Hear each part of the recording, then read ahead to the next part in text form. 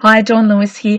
Today's video is a little something different. It's an altered board game, and I have done a fandom board game hack. Supernatural is the show. Guess Who is the game. So this is Who Is It from Kmart. It was $4, super bargain. Not Guess Who, that's a lot more expensive.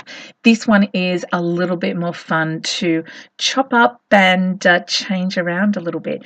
So of course you get your game with your cards and your red flipper and your blue flipper. There's cards for each of the flip sections, but there's also cards to choose, and you must measure them accurately. I created all of my character covers in Photoshop, and I created little documents that were the exact size of A, the cards that go in the flipper, and B, the cards that you choose. They will be two different sizes, so you'll need two different size templates in Photoshop. So I printed them out on photo paper. I had them printed at the local photo place where I get mine done. I used matte photo paper. You can kind of see from the finish there. I like it. Holds up to fingerprints really well. You could print them at home on just regular paper as well if you want to, but I opted for photos because I like that matte finish on them. And I'm using a tape runner from Kmart. I swear I'm not sponsored by Kmart. I just happened to get what I needed for this project there. It was $2, so far I'm only in the hole maybe $6 or $7 with my printing, my game and my tape, which is pretty good for a custom present. Am I right? So you're just going to put a little adhesive on. You're going to add your picture. That's quite a gross one of Lilith. It's my favorite one of Lilith. And then you're going to slide each of your character pieces in. Slide them into on the same place on the red as you do on the blue. I don't know, my inner OCD just feels happier when I do it that way. You do it however you like. So you're going to get all of your pieces. It might be a bit of a wriggle because you have added a little thickness to those cards. It's not exactly designed for that. And now we're going to move on. That's the whole thing set up. It came out really well. And I use characters from a lot of seasons, not just one particular season.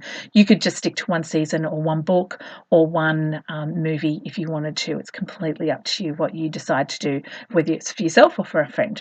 So we're going to put this aside and work on the cards that you choose. Now, for some reason, this came with 2 sheets of cards. Really weird. I decided to only alter one sheet and I just tossed the other one.